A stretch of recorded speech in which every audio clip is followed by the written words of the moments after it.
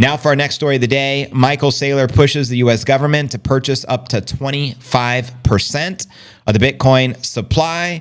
And also this other headline, the future of Bitcoin, Michael Saylor envisions a market cap climbing to $200 trillion. That's the Bitcoin market cap, which would send the Bitty price parabolic to 10 million per coin. Let's dive right in. Strategy founder Mikey Saylor has proposed that the U.S. government acquire up to 25% of the Bitcoin total supply over the next decade for its strategic Bitcoin reserve. And if we run the math, that's 5.25 million BTC.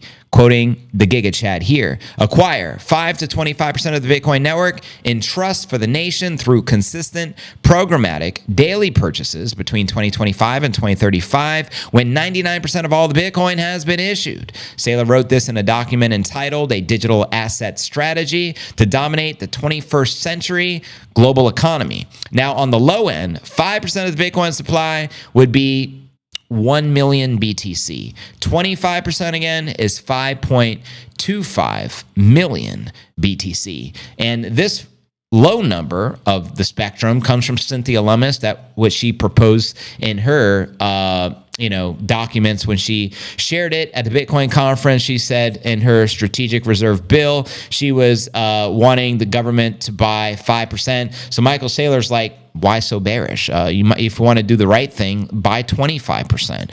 I mean, I think he's right. If Trump is going to go, all in, you might as well go on the higher end of the spectrum. But anyways, it's up to the government at this point. Let me know what you think they'll likely do. Saylor presented the documents to the U.S. president, Mr. Trump, and his government executives. As you know, he was just recently at the Crypto White House Summit and the global crypto leaders, and that was just on Friday. So this is all brand new news. He explained the government should stick to a never sell your Bitcoin policy. I love that policy, predicting that by 2045, in the next 20 years, the strategic Bitcoin reserve can generate over $10 trillion annually. Wow, $10 trillion per year, and serve as a perpetual source of prosperity for Americans. And up until 2045, Saylor said the reserve could generate between $16 trillion and $81 trillion for the U.S. Treasury. What's currently our debt? Allegedly, like 37 trillion. So we can completely eliminate all of our debt just from the Bitcoin strategy he proposes, potentially easing the national debt or erasing altogether. Now, if you haven't saw the actual document, it's about a 38-page document. In yesterday's episode, we gone through it a little more in detail. Make sure to check out yesterday's pod after this one's over if you missed it. You can see Michael Saylor's post here. I shared this today at the White House Digital Assets Summit. So naturally, he was prepared. And earlier in the day, as you know, Trump signed the executive order establishing the strategic Bitcoin reserve, as well as the digital asset stockpile. And in the digital asset stockpile, that's where like Cardano, XRP, Ethereum, and all the altcoins would go separate from the strategic Bitcoin reserve, initially funded with crypto Cs and criminal cases. And while it didn't include an immediate plan to buy more Bitcoin, the order stated the Treasury and the Commerce Secretaries, who's Howard Lutnick here, would develop budget-neutral strategies for acquiring more of the Bitty, ensuring no added costs for taxpayers.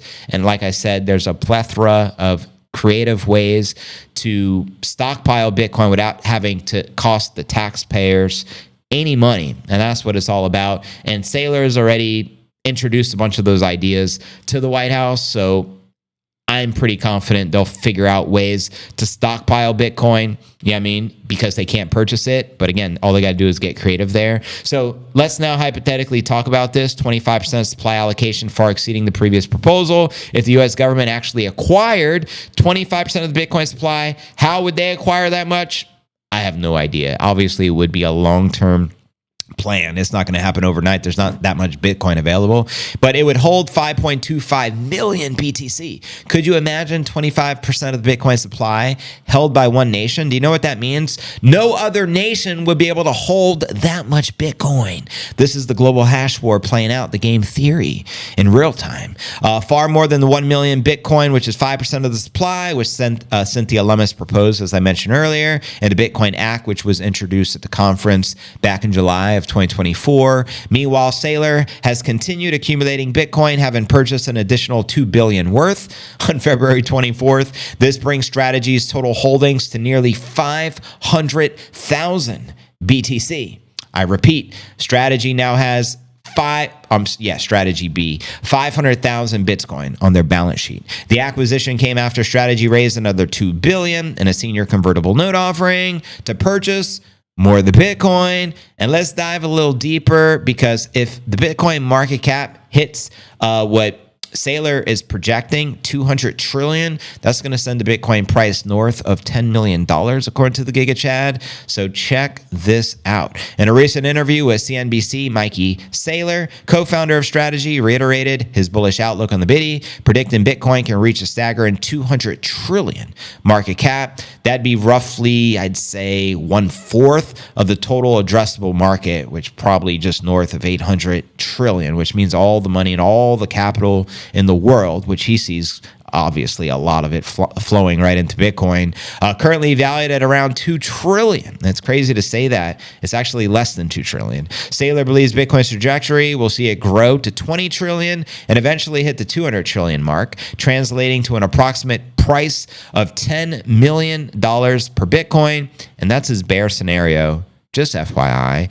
Now, Saylor attributes this potential growth to a global shift in capital investment, stating that capital is coming from overseas, from China, from Russia, from Europe, from Africa, from Asia, from the 20th century to the 21st century. His forecast comes against the backdrop of Trump's recent announcements regarding the creation of the Bitcoin Strategic Reserve, and then the separation with the altcoins, which would include Ethereum, XRP, Solana, and Cardano, which ignited a heated debate with financial and within the financial and crypto circles. And while Saylor acknowledges the appeal of the Bitcoin-only reserve, he supports Trump's broader strategy that encompasses multiple cryptos. He emphasized there's no way to interpret this other than this is bullish for Bitcoin and is bullish for the entire U.S. crypto industry. And although some conservatives, such as the Coinbase CEO Brian Armstrong and Gemini co-founder Tyler Winklevoss, have advocated for more restrictive Bitcoin-centric policies,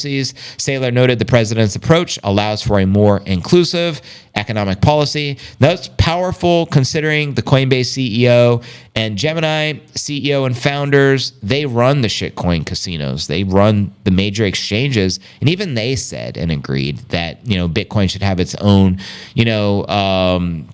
strategic reserve. So I'm glad that Trump listened, and that the Treasury Secretary Howard Lutnick, they all went, David Sachs and the new, team at the White House actually listened. That was pretty cool. But anyways, when asked about his involvement with the White House, Saylor confirmed he has been in discussions with various lawmakers, the Dems and Republicans, as well as members of the cabinet and administration, quoting him here, for the last 4.5 years, I've been talking about the Bitty to anybody, anywhere in the world, every day. Saylor stated during the interview, highlighting his commitment to promoting Bitcoin. Saylor argues that establishing a strategic Bitcoin reserve could provide the United States with significant economic advantages, including the potential to alleviate the national debt. In fact, we covered that a little earlier. It would very easily eliminate it altogether if Trump went full all in on what they're proposing. Saylor shared that if the United States takes a position in the emerging crypto economy and buying up to 10, even 25% of the Bitcoin network, we're going to pay off the national debt. And so why wouldn't that be in the interest of the United States? And addressing concerns about Bitcoin's notorious volatility, Saylor pointed to its historical long-term gains, asserting, I don't think anybody's ever lost money in the Bitcoin network holding for 4 years. Presumably, you want to buy Bitcoin, you want to hold it for 100 years. So the proposal for a U.S. crypto reserve is still in its infancy, and Saylor indicated that its success will depend heavily on legislative decisions made in the coming months. Quoting him again, there are a dozen people on it: the head of the Treasury, the SEC, the CFTC, Commerce, the Attorney General, the President, both the Republicans and the Democrats, he noted, emphasizing the diverse range of opinions that will influence the outcome. So you guys let me know your thoughts. Do you think the Bitcoin market cap will hit 200 trillion sometime, and by what year? And do you think that will send the pretty little bitty 10 million north? Holla, let me know. That's, again, the latest from the Giga Chad, Michael Saylor. I mean, if they actually follow through with 25% allocation. What do you think that's going to do to other countries around the world? Do you think they're just going to sit quietly, sit back, and allow the United States to, flex at that level without them getting a piece of the pie? I think not. So game on, family. Game on.